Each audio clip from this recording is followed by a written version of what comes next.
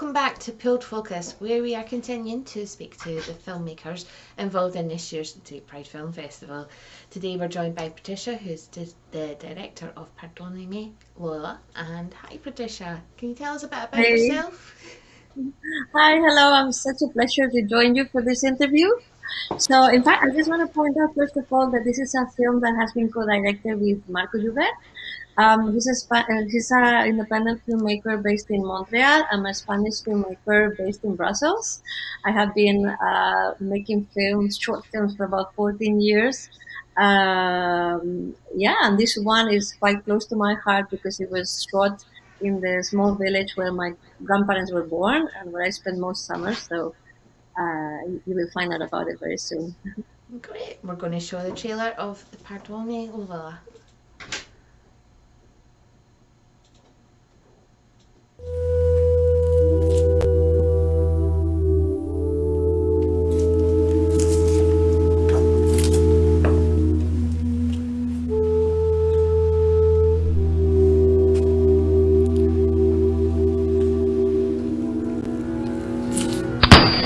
Seigneur, pardonne-moi. Je t'ai toujours servi fidèlement. Je n'ai commis qu'une seule erreur. Une seule. Que dois-je faire de plus pour obtenir ton absolution?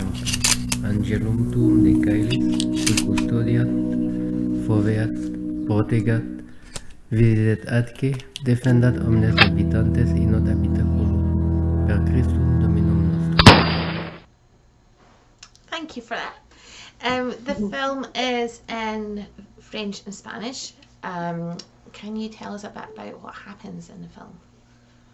Yes, so the film, well, it's a modern Western that tells the story of Lola. Lola is a woman who had to raise her kid completely alone in a Castilian village with no support of anybody.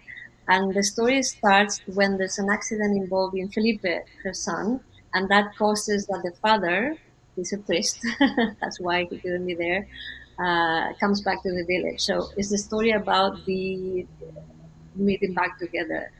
And about the theme, Marco and I, we were very much interested by portraying what happens when you love somebody who cannot love you back and how you can cope with that loss. You know, how you can carry on or let go of that person who cannot be there, who cannot return your love.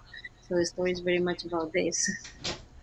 And having the mixture of languages and um, with Marco being, well, currently in Montreal and you're currently in Hungary, was coordinating everybody to get them together a challenge and coordinating the language. But actually, because at the time Marco was living in Brussels as well, where I'm based, so we were writing together, and he had also visited Spain with me, and he was very familiar with the culture, with the landscape, with the kind of storytelling that we could achieve visually there. So and we already knew because I've directed another film where Marco was also acting.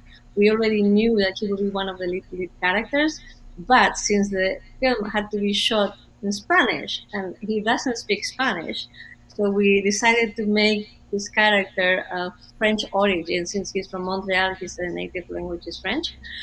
Because there was no way I could coach him to learn Spanish in just a few weeks.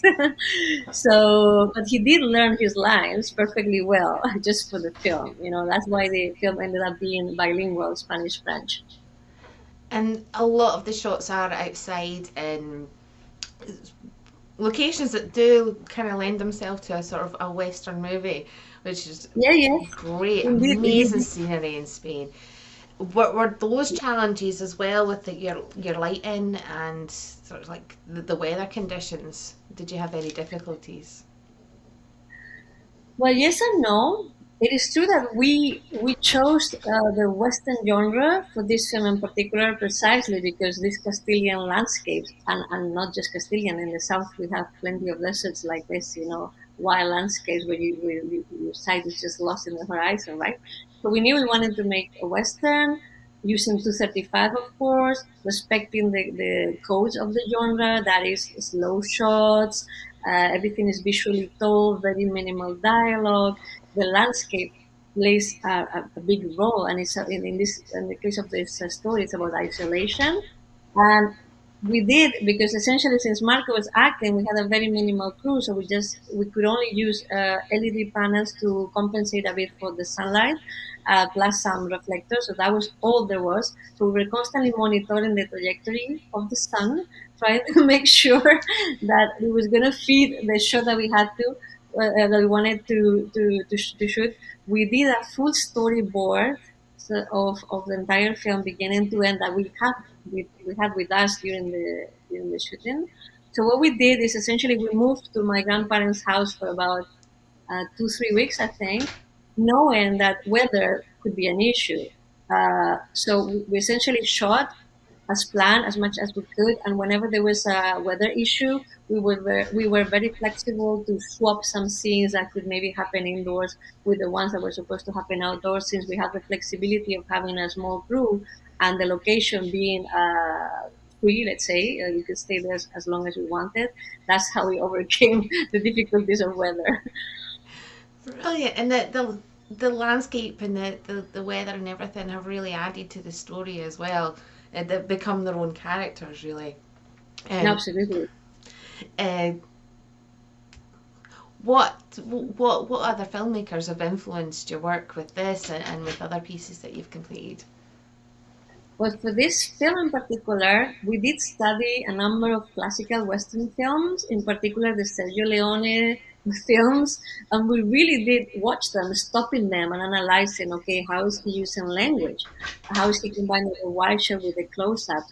How, and especially we were paying attention to the way in Westerns there's this phenomenon that happens, that 1 second they manage to make it last forever. It's like time freezes. So we would really try to honor the genre by trying to do the same thing, by trying to make the chronological time feel longer. So therefore, the isolation and the desperation of Lola would also be more intense, right? And you've travelled a lot, originally from Madrid, currently in Hungary, going to Brussels, and you also graduated from the Skillset Academy in Edinburgh. So what differences have you seen between the film industries in each of the countries you've been in? Um, well, actually, I do think there is a common, let's say, European feel to the independent industry as opposed to the American, for example, in the sense that I do think the independent industry is seeking strong voices with very clear intentions in the filmmaking, in the use of language. I think the industry in all these countries is trying to support authors in a way. It is true that the difference, of course, but not in the industry. I would say more in the traditions, in the film tradition. So, for example, in Scotland, one thing that I learned from Scottish filmmaker, or well, I learned many things. But one thing that stays with me is the observational camera, as letting reality, or in documentary, in fiction, trying to make reality in front of the camera, you just capture it. As opposed to a Spanish filmmaker, which is more about blah blah blah. We like to talk a lot, so we capture dialogue and character interactions and improvisation. And for example, Belgian cinema is very close to French cinema, and that's much more intellectual, toned down, perhaps a bit philosophical. So I think I try to gather what resonates with me from every country I've lived in or I've been to, and then why I make it my own, and Marco the same, of course. Oh, thank you so much for that feedback. It's lovely to hear from the filmmakers about their experiences in making the films.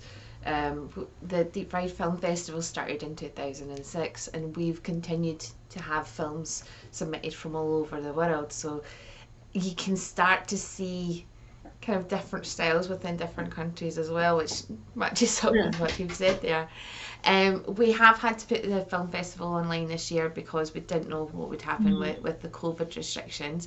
So Perdóname, Lola is going to be available for our viewers to watch on demand. Why should they watch your film?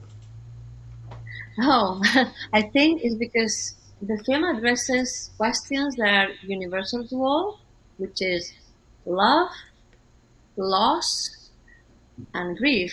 And I think we all, I think throughout our lives, since we are already young adults until we die, we are trying to make peace with these questions and trying to give answers to all those dilemmas that we face in life regarding these topics.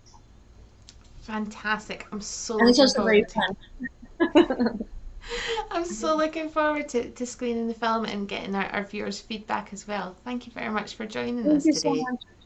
My pleasure to be here, really. Thank you. Thank you.